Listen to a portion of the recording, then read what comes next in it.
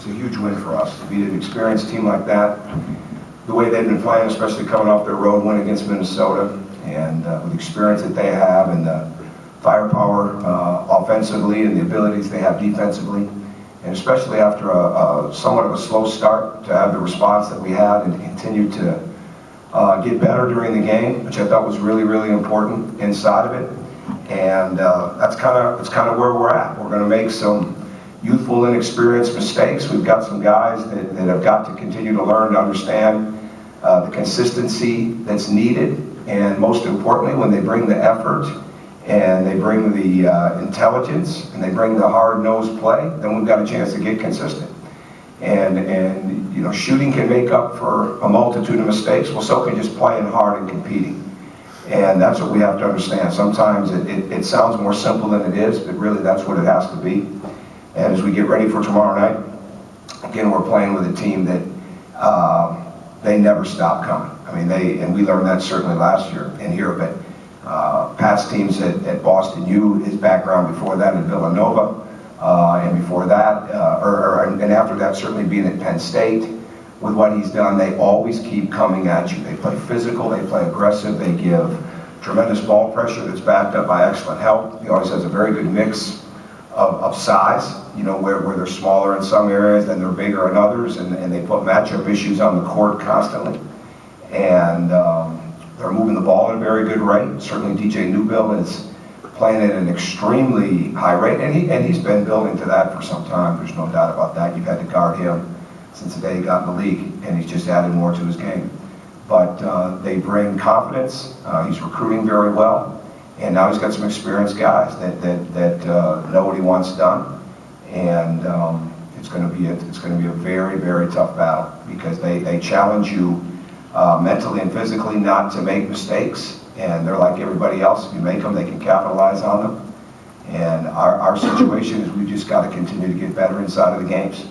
And keep learning that it's not going to be a perfect game. There's going to be times the shots aren't going. There's going to be time fouls are called. There's going to be time mistakes come, but you have to be able to overcome them. And the fact that we've had a couple of very close wins for us right now, of our 2 wins, I think will really come back to help us. Certainly you'd like to have them be a little bit more of a margin of victory inside of the game. But when you get back and you look at it and you find how you win, especially with Nebraska and Ohio State, I think those are very, very helpful to us. So it's 2 teams both sitting here at 12-4, and overall, and with a mutual respect for one another. And we'll be excited to have our students back, and hopefully have a great crowd. And certainly we're happy to be able to turn right back around and play after not playing for almost 3 weeks at home until this past Saturday. So, go ahead.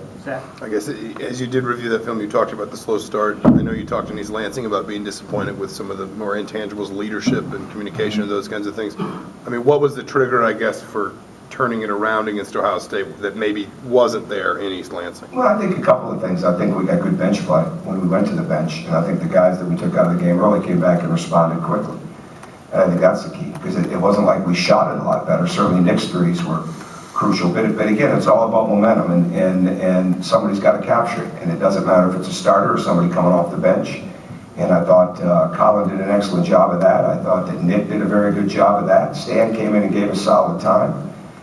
When James and Troy went back in the game, their play picked up significantly, and I think those are the keys. I think when you're capable of shooting the ball, when you're capable of scoring points, and it doesn't happen like you drew it up, or it doesn't happen like you hoped it did, you have to understand that when you go in with a mindset of hustle, of defense, of rebounding, of next pass, of getting back on defense, those are the things that you can control. And I think our guys did a good job of that during the game, and that was key for us.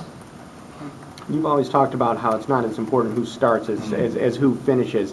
Is it a situation maybe that with the energy that Emmett and Colin have played with of putting one of those guys in the starting lineup? I'm not really thinking about the starting lineup, Ken, in that sense. I mean, the starting lineup is always subject to change. Okay, it's not a given on any given night. I made the decision to start somebody 30 minutes before the game the other day. That's just the way that it is. You know, I don't make decisions based on the starting lineup, based on any type of bandwagon situation, and my job is to keep making sure that they're getting better constantly. And if I change the starting lineup, you'll see it when it's announced. But I really don't put a lot of extra time into that. I was going to say just the energy they bring to maybe avoid a slow start this time. I don't know if that's the case, okay? I mean, we've got guys that are capable in that starting lineup of providing energy, all right? Hunter Perea, in the second half of the Nebraska game, we don't win that game without him, right? And he got in some foul trouble. Hunter's situation has been in foul trouble, and that's what it's been more than anything else. Getting the first, and he quickly gets that second. But there's always moving parts in the game. I mean, and that's not going to change. That's been there since the beginning of the game. It's not a static game. It's not the only thing that's constant is there's going to be change in the game. Other than that, it is what it is. So we'll just see how it goes. Has he responded, I guess, the same way you talked about? Who's he? Hunter, the way you need to. You did talk at Michigan State about him needing to respond and to keep that spot in the lineup. Have you seen that? I know you said he didn't necessarily play poorly against Ohio State. It was the foul trouble. Yeah, he's been fine. He's been getting better all year long. That's the key for him. He just continues to remain. The biggest thing for him is if he brings the consistency of how he practices to every game, we'll never have a conversation about that. But, you know, he's young in certain respects as a player. You know, he's not young maybe age-wise, but he's young in the respects of how much he's doing on the court for us. So it takes some time to get to that point. But when he doesn't play with the energy level, or doesn't play with the awareness level, or doesn't play with the rebounding mindset, then that's another story. You know, when those things are there and other things come up, you know, then we just have to deal with that. But we'll keep pushing him to get better every day like we do the rest of them. Tom, in order. Go ahead, Pete. Go ahead. Your offensive rebounding in the first half, I mean, a lot of that's effort, but it seemed like your ball rotation and having them scrambling really created a lot of those opportunities because guys were out of position. How much of that ball movement will help you guys offensive rebounding and just kind of creating opportunities for you? Well, that's a big part of it, but the even bigger part of it is the consistency of purpose, I guess is the best way to say it, of getting to the glass. James has to do that. Nick has to do that. Colin Hartman didn't go to the glass this past Monday night like he did this past Saturday. Troy has to be there constantly. You know, that's the energy level that you want. In the case of Hunter, he needs to be as active on the offensive glass as the defensive glass and rebound out of his area. You know, not allow people to block him out and use his quickness and react quick. You know, those type of things are what we're looking at. But the ball movement, we're not going to be successful if we don't move the ball. So everything else falls in line with that. Well, to move the ball, you've got to get great cuts, which move the defense. You've got to get good screening. You know, the defense decides who they're going to guard, who they're not going to guard, how they're going to react to a ball screen, how they're going to react to a pin down, those type of things. You just got to keep making sure you're making them react. And if the ball starts to slow down, or the ball starts to be dribbled rather than driven or passed, if you're not screening and you're exchanging bodies, or you're whiffing, or you know, sometimes we slip a screen, but that's a call. You know, that's not a predetermined decision unless there's something they see in the game. But ball movement, body movement for us are crucial because we've got to get rebounds from a lot of different people. But it's an attitude more than it is anything else. And we spent a lot of time last week on that attitude, especially with the guards. Yeah, Tom, I quasi-joke with the players. When you come off the bench in order to be productive, do you prefer them run up and down the court a little bit to get warmed up, or especially from a shooting standpoint? You know, if a guy's open 5 seconds in the game, somebody like Nick, do you want him to take it, or would you prefer him warm up? Well, I think it goes both ways.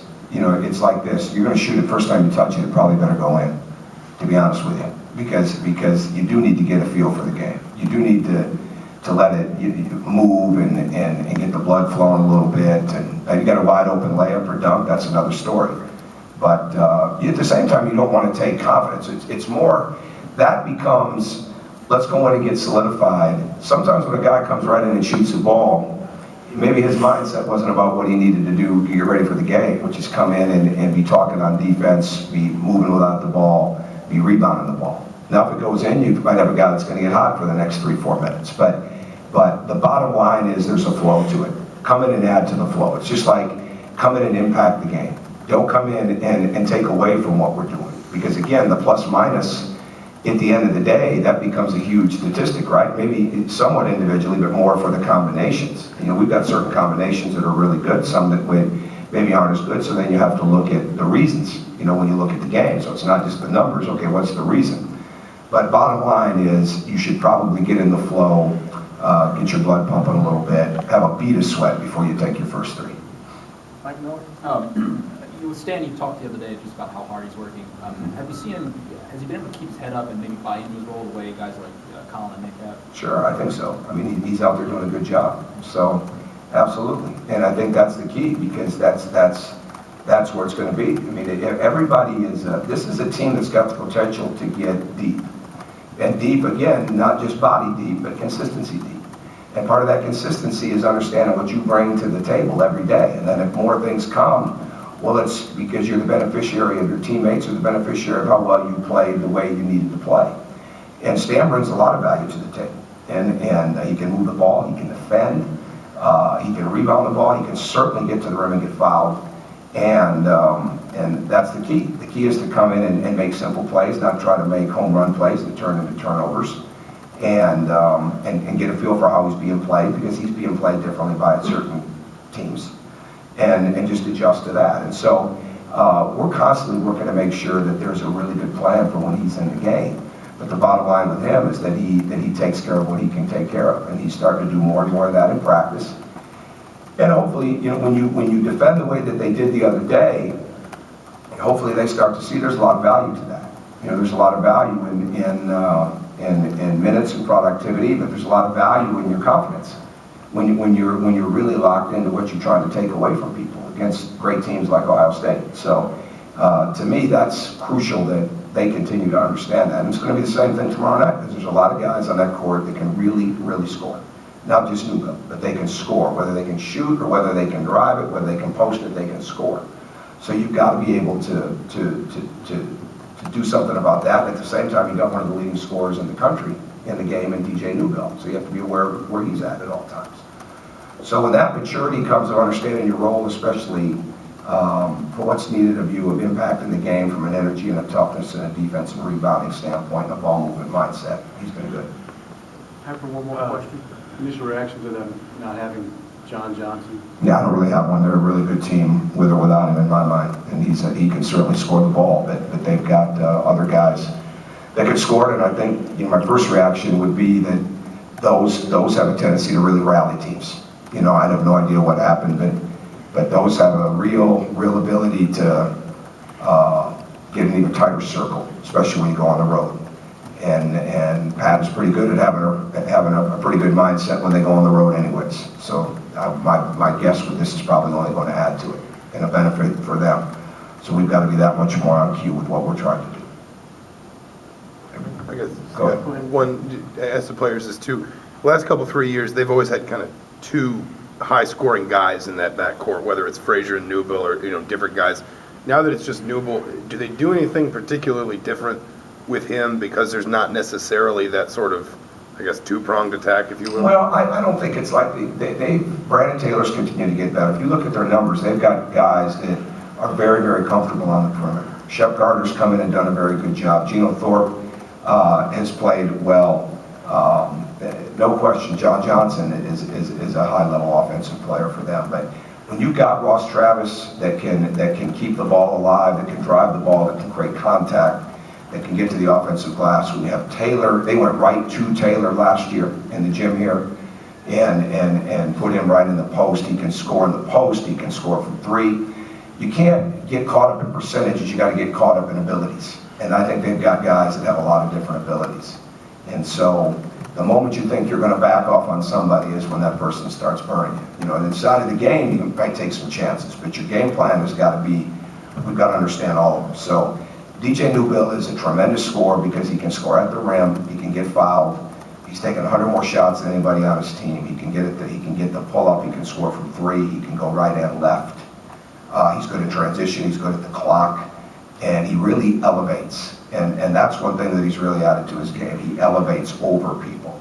And so you've got to do a great job of preventative management with a guy like that. You've got to be very aware of him long before he gets the ball, and then you've got to have a plan for when he gets it. And it's never just one guy guarding, and especially with the things we do multiply and the way we switch and things of that nature, it becomes a team situation. Pete, go ahead. So a lot of teams, you get into Big Ten play, you start shortening the rotation. In an ideal world with this team that you have, I don't want to say you're going to lengthen the rotation, but can you sustain the rotation because you're getting now some contributions off the bench? Oh, I hope so. That'd be the plan. There's no doubt about that. We're not looking to shorten it. Some of it becomes situational in the game. And the other day became a little bit matchup oriented, and it became how guys were playing. And you're trying to steal rest for your key guys at certain times. You know, where you know if you get this guy back in and we get this guy a minute and a half, he'll be ready for the stretch runner. Getting this guy through the TV timeout, you know, we only need to, you've got to plan ahead constantly in the game, right? When you really do, you're not just planning for that first TV timeout, you're looking at it, so okay, I'm probably going to have to get him again. And so that's already going through in your head because you know that going in, so you're always trying to steal moments. But the bottom line becomes this: sometimes it's just based on feel, and sometimes it's based on who's playing with. And that's a little bit of what happened the other day. And then you just got to read it, because the worst thing you can make a mistake of as a coach is being in the last play. Okay, all right, just being in the only play, or being in that play that you're in right now. You got to move right on. All right, and if you're really doing a good job, you know, when you've got a break in the action with your staff, you're planning ahead for down the road. You're looking at, okay, who do we got to get out because this is coming down to this, or this is coming down to that. And who are we going to need to be fresh at the end of the game for foul shooting or for press offense or things of those nature. So all that being said, the more guys that you can play that can come in and impact the game in a positive way, the less of those decisions you have to make and be concerned about. Then it becomes a little bit more of a flow game. But again, you know, all bets are off when somebody's really playing well. You know, or hence when it's not somebody's really struggling, and then fouls certainly play into that too. But we want to keep bringing a lot of energy to the game, and I think our guys off the bench can do that. Okay, thank you. Thanks a lot. Thanks, Tom.